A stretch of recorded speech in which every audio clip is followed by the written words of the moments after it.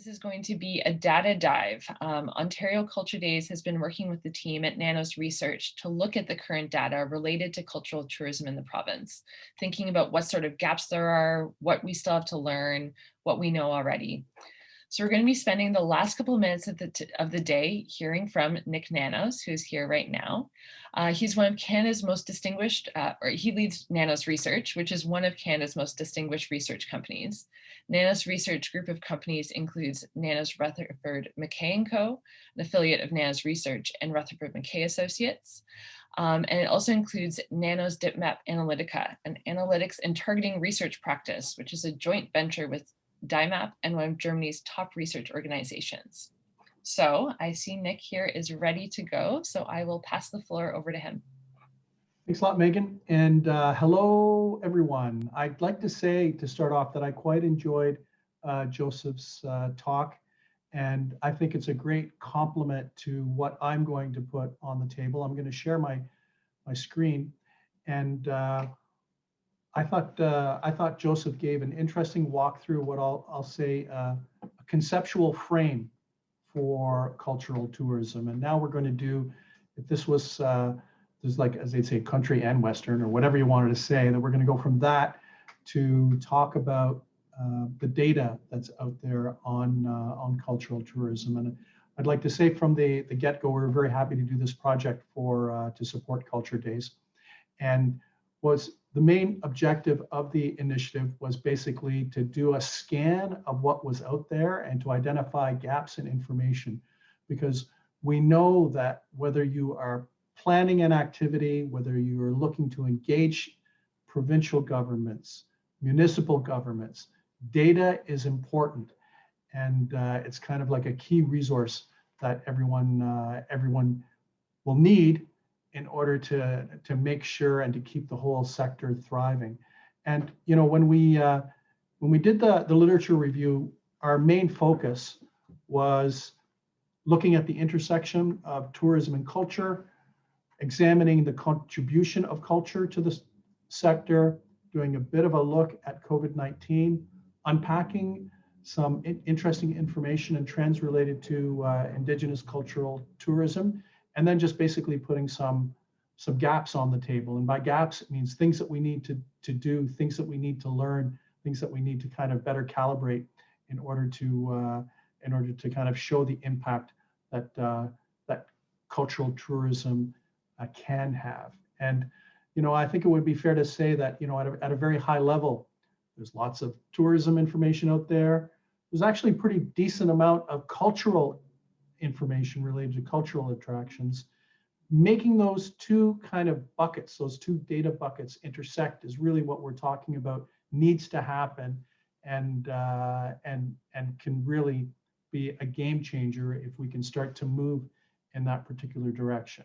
And we're very happy as a firm because we do a lot of work in the cultural space, and we also do work in the cultural space. So we're very happy when the team at Culture Days talked about today's gathering and about taking a bit of a first look at what is out there.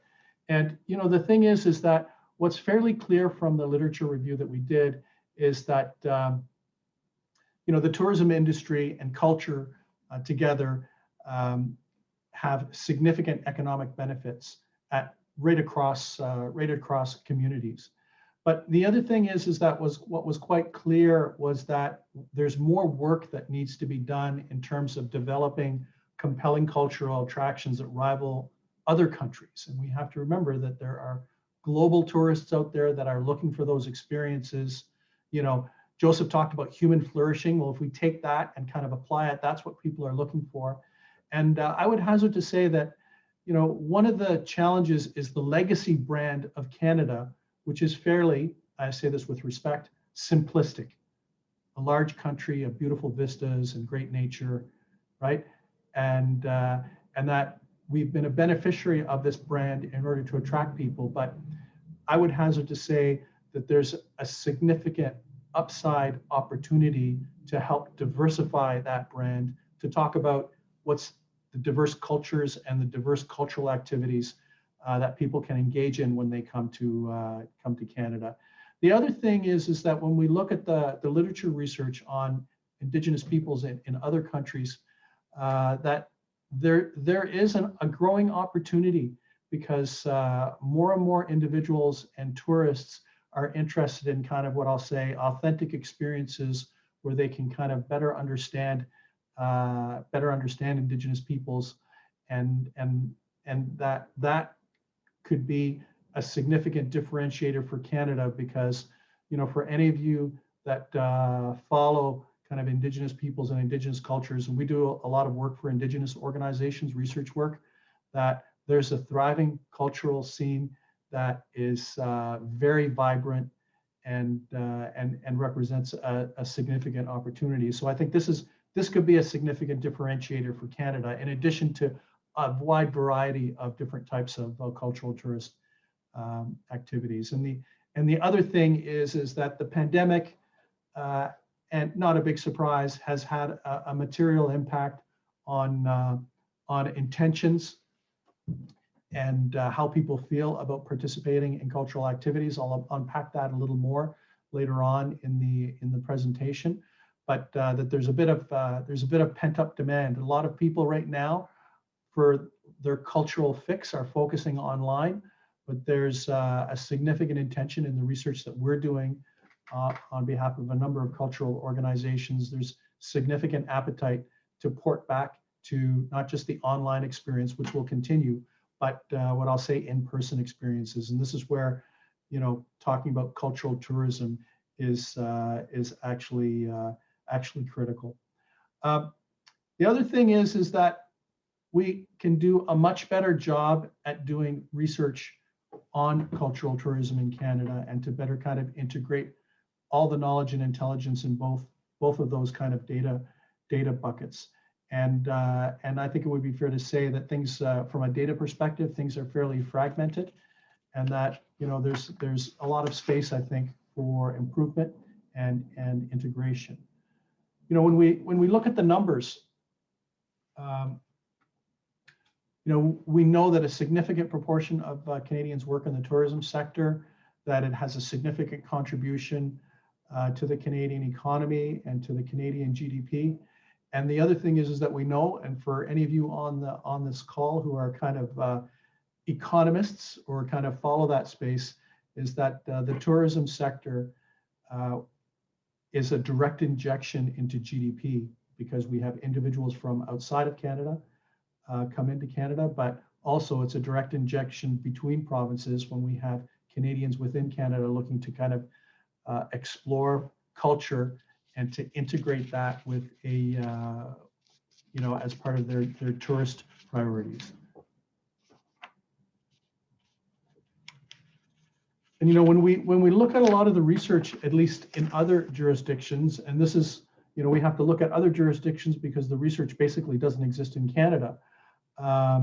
We can see that there's a significant proportion of what I'll say culture-related activity, and that even in Ontario, for many of the travel experiences, there's at least one arts and cultural activity as part of their main reason for traveling.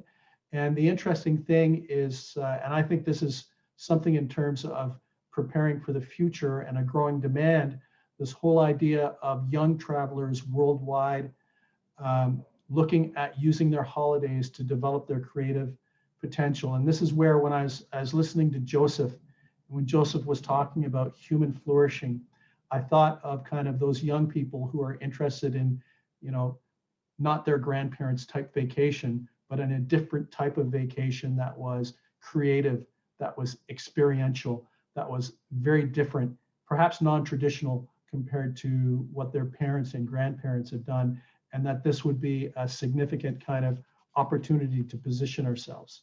And the thing is that I think I would say that one of the issues for some of these studies, and you can see the study that's cited at the bottom, one of the issues for a lot of these studies is perhaps a more narrow, and this is a challenge, too much of a narrow definition of culture. And I would hazard to say that we have to think of cultural tourism as more than just what I'll say those traditional experiences that people are used to in the past, and that we need to be more inclusive and we need to be more diverse and open in terms of cultural experiences that that people want. When we look at the contribution of culture to the tourism sector, one of the things that really came through in some of the research that's been done out there, and some of the research is by us and from some of our other colleagues in the research industry, is the concept of sharing and having a shared experience being critical as part of that kind of cultural tourism experience that people want, and that being one of the key drivers. The other thing is the clear understanding that, you know, yes, cultural tourism can be national in scope, but it can be very local in terms of its benefits and applications, and especially for local communities. And part of that local community angle is the ability to explore. And you know what we find in our experience, and when we're talking about culture and we're talking about tourism, that people want to do kind of personal exploration and want to be taken to another place. They want to learn about other perspectives and about other experiences. And cultural tourism can be a foundational element that can deliver that those types of experience. But you know, the challenge has basically been, at least in the short term, fortunately this is not a long-term issue, has been the pandemic and the inability or the limitations on cultural tourism, because many Canadians who are big into arts and culture and cultural experiences have had to basically use an online alternative in the short term. But what's actually critical is that for all those Canadians that are into culture and arts and all that kind of stuff, when we ask them about what they're going to do after the pandemic, you can see that 2/3 of those cultural consumers expect to shift back to an in-person experience. There's still going to be, and I think the research suggests that there will still be a significant online component, but online is basically a bridge, basically a short-term fix where people want to still stay engaged in that cultural experience, but they want to shift that cultural experience back into the in-person. And the other thing is that I think for any group that is looking to promote and encourage any type of cultural experiences as part of a tourist kind of trip, I think having a mix, having that online component could be the hook for people to come in person and have those personal transformational experiences that we know that they're going to want. The challenge in the short term is that until we get past second vaccinations and firm control over the pandemic, that people are not likely to travel great distances. So we have to think of cultural experiences within perhaps a driving radius, right? Where it's like day tourists, not necessarily long haul, at least until the pandemic gets under greater control. And you know, the other interesting thing is that on the Indigenous cultural tourism front, this was actually, I thought, among the more interesting angles to read about and to put a spotlight on. And you know, what we do know from our research on Indigenous issues is that there's an increasing appetite for Canadians to learn more about Indigenous peoples, and for Canadians to realize that they don't know a lot. And there's a significant and growing appetite, especially among young Canadians, to kind of integrate those experiences where it's educational, where it's transformative, where it's inclusive, and where they start to learn more about Indigenous cultures. And you know, the thing is that what at least it looks like they are looking at is kind of a diversity of different experiences. And I think this is where, you know, Indigenous peoples across Canada could realize opportunities in terms of engaging people, to have them in a respectful and positive way learn more about Indigenous peoples and Indigenous customs, and to open up that type of dialogue and interaction. So this is my last slide, and then I'd be happy to answer any questions. So there needs to be more data on this. It's pretty clear that, you know, what we can do right now is look at data in some other countries, but there needs to be more data domestically on the intersection of culture and tourism. We need to better unpack, I would hazard to say, the effects of tourism and the arts and culture sector on Canada writ large. We tend to have a bit of a siloed view on a lot of the data out there, and then we need more data. The other thing is that we need to have a bit of a dialogue and discussion on how it is the best way to attract travelers to cultural type events in Canada, and how we want to position the Canadian brand beyond what I'll say the traditional beautiful place of great vistas and geography to a place of cultures, people, diversity, all that kind of stuff.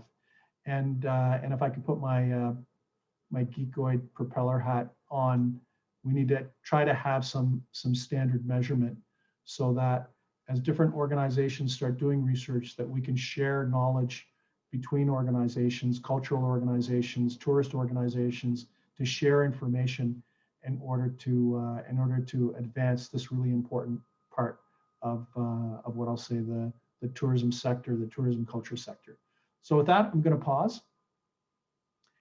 And Megan, or Ruth, yes. Ruth, over to you. Hi, Nick. Thank you so much for that presentation. We really appreciate it. I'm going to facilitate the Q&A here because we're also at the end of our day, which I can't believe.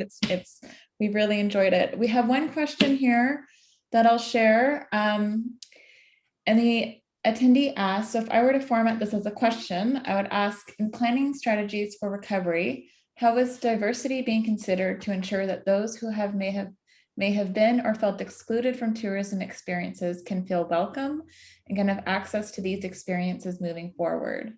Yeah. Sorry, something I've personally felt as a racialized person touring Canada. Yeah, you know what, Ruth, in the research that we've done, everybody talks about obstacles to participation and kind of connecting with cultural kind of experiences. And many times people tend to say, oh, it's too expensive or it's too far away and stuff like that. In the research that we've done, the number one driver, and I think this is critical, the number one obstacle was not cost and it was not distance. It was individuals saying, this is not for someone like me. They did not see themselves in these cultural activities and either in the cultural activities and the programming themselves or the people that were going to these cultural activities. And, I think this is, I think to create the right environment, we actually have to start from the bottom up and to make sure that programming and experiences capture the diverse communities that we are. And if we don't, then we're going to be stuck, like the person that has just asked this question, in a situation where it won't be financial and it won't be kind of a willingness. It'll be like, yeah, I don't see my community there. That's like something that I see from another country, from another century. And I think based on the research that we've done, we need to make sure that this is on the agenda for cultural organizations themselves to take a step back to say, how are we creating activities that are for everyone and not just for some people?